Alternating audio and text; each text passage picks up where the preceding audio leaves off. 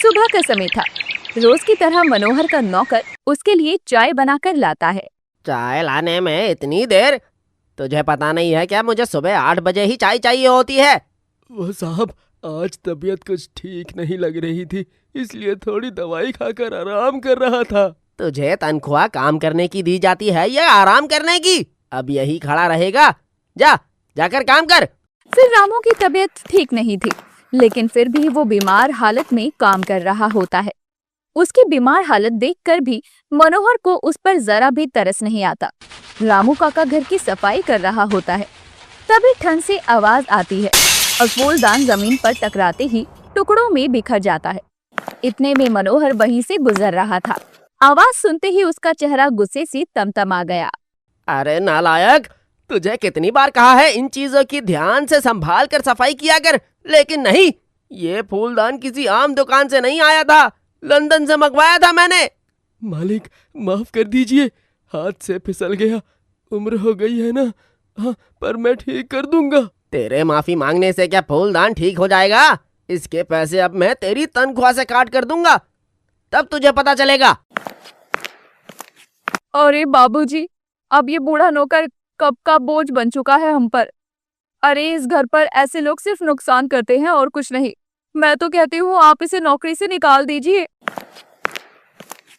हाँ बड़ी बहू, सही कह रही हो, इसे तो नौकरी से निकाल देना चाहिए। अरे आज इसने इतना बड़ा नुकसान कर दिया, कल को ना जाने क्या नुकसान करेगा। दूर खड़ी घर की छोटी बहू नंदिनी ये सब देख रही होती है। उससे रहा नहीं जाता और वो बोलती है, बाबूजी, फूलदान ही तो है, इसके लिए इस बेचारे की तनख्वाह से पैसे काटने की क्या जरूरत है। वैसे भी रामू काका हमारे यहाँ वर्षों से काम कर रहे हैं, इतनी सी बात के लिए उन्हें नौकरी से निकालना ठीक नहीं है। माँ, पता है, आज फिर नंदिनी ने नौकर को बचाने की कोशिश की। ये गरीब घर से आई है ना, आदत नहीं गई इसकी दया दिखाने की। बाबूजी, नियम जरूरी है, लेकिन क्या इंसानियत से बड़ा भी कोई नियम हो सकता है? बहू, जुबान चलाना बंद करो। बड़ी बहू कुछ कह रही है तो सुनना सीखो। नंदिनी अपनी सास के आगे चुप हो जाती है। उसे रामू काका के लिए बहुत बुरा लग रहा था, पर वो कर भी क्या सकती थी। मनोहर अपने बड़े से आलीशान बंगले में अपनी पत्नी शांति देवी, बड़ी बहू शोभा, बड़े बेटे किशोर और छोटे बेटे रोहन के साथ रहता था। मनोहर का नाम शहर के जाने माने लोगों में गिना जाता था। मनोहर के दिल में गरीबों के लिए दया नाम की कोई चीज नहीं थी। वो एक बड़ा ही अकड़ू, रूखा, सख्त किस्म का इंसान था। मनोहर ही नहीं, उसके परिवार वाले ही उसी के जैसे सख्त अकड़ू किस्म के थे, सिवाय उसकी छोटी बहू नंदिनी के। नंदिनी छोटे घर से थी, उसके दिल में गरीबों के लिए हमेशा दया और प्यार था। नंदिनी अगले दिन किचन में खाना बना रही होती है। वो खाना बनाते हुए रामू काका के बारे में सोच रही थी कि तभी उनके यहाँ काम करने वाली दूसरी नौकरानी मीना बर्तन धो रही होती है। मीना, तुम्हें तो पता होगा कि रामू काका कैसे हैं। जब से वो यहाँ से गए हैं उनकी कोई खबर नहीं मिली। छोटी बहू रानी, किसी ने आपसे बात करते देख लिया तो मेरी नौकरी भी चली जाएगी। भगवान के लिए आप मुझसे कुछ ना पूछो। डरो नहीं, कुछ नहीं होगा। अब मुझे बताओ रामू काका कैसे हैं? अब क्या बताऊं? रामू काका के बेटे की हालत बहुत खराब है। डॉक्टरों ने इलाज के लिए बोला है, पर बेचारे रामू काका के पास अपने बेटे का इलाज कराने के लिए पैसे तक नहीं है। पता नहीं उनका बेटा बच भी पाएगा या नहीं। क्या रामू काका के घर की हालत इतनी ज्यादा खराब है? मीना, तुमने मुझे बताया क्यों नहीं? छोटी बहू रानी, कैसे बताती? अगर किसी ने मुझे आपसे बात करते देख लिया होता तो रामू काका की तरह मेरी नौकरी भी चली जाती। वैसे भी फिर हमें नौकरी की वजह से डांट खानी पड़ती है। नंदिनी की आंखों में आंसू आ जाते हैं। वो रात को बंगले की बालकनी से अकेली बैठी हुई थी। नीचे गरीबों की बस्ती होती है जिसमें रामू काका रहते थे। फिर नंदिनी बिना किसी को बताए चुपचाप चादर ओढ़कर बाहर निकल जाती है और पास की झोपड़ी में पहुंचती है, जहां रामू काका अपनी पत्नी और बच्चे के साथ बैठे हुए थे। रामू काका के बच्चे की हालत काफी खराब दिखाई दे रही थी। नंदिनी अपना सोने का कंगन निकाल कर कहती है, रामू काका, ये कंगन ले लीजिए और इसे बेचकर अपने बच्चे का इलाज करवा लीजिए। छोटी बहू, हम ये कंगन नहीं ले सकते। रामू काका, ये कंगन इंसान की जान से बढ़कर नहीं है। रख लीजिए, अपनी बेटी समझकर ही सही। क्या आपकी बेटी आपको देती तो आप मना कर देते? तभी कोई परछाई उसे दूर से देख रही होती है। वो कोई और नहीं घर की बड़ी बहू शोभा होती है, जो उसे आंखों में आग की तरह सब कुछ देख रही थी। रामू काका कंगन रख लेते हैं। छोटी बहू, आपका ये उपकार मैं कभी नहीं भूलूंगा। रामू काका, इसमें उपकार जैसी कोई बात नहीं है। आप अपनी बेटी का अच्छे से इलाज करवाइए। अगले दिन बाबूजी, आपकी छोटी बहू आपके गहने लुटा रही है इन गरीबों पर। मैंने खुद इसे गहने देते देखा है। मनोहर का चेहरा सख्त हो जाता है। वो अपने बेटे रोहन से बोलता है। रोहन, समझाओ अपनी पत्नी को, गरीबों से इतनी हमदर्दी सही नहीं है। कहीं ऐसा ना हो कि एक दिन वो सारी कमाई गरीबों में लुटा दे। रात को रोहन कमरे में आता है। नंदिनी, तुम्हें कितनी बार समझाया है। पता है तुम्हारी इस हरकत से बाबूजी कितना नाराज है। पता नहीं तुम इन गरीबों के पचड़े में क्यों पड़ती। रोहन जी, हम किसी गरीब की थोड़ी मदद कर देंगे तो हमारा कुछ नहीं बिगड़ेगा, पर उस गरीब को नया जीवन दान मिल जाएगा। आपको पता नहीं, उसका बेटा बहुत बीमार था। हमारी थोड़ी सी मदद से हो सकता है उनका बेटा बच जाए। नंदिनी, मुझे कुछ नहीं सुनना। आज के बाद मुझे फिर कभी इस तरह की बात सुनने को नहीं मिलनी चाहिए। रात बहुत हो चुकी है, अब जाकर सो जाओ। नंदिनी को उस रात रामू काका की मदद करके काफी अच्छा लगता है और वो चैन की नींद सो जाती है। अगले दिन एक विधवा औरत अपने बच्चे के साथ बंगले पर मदद मांगने के लिए आती है। कोई मेरी मदद करो, मैं और मेरा बच्चा कई दिनों से भूखा है। भगवान के लिए कोई तो मदद कर दो। अरे अरे, तुझे किसने यहाँ आने दिया? अरे मुरली, कहाँ मर गया?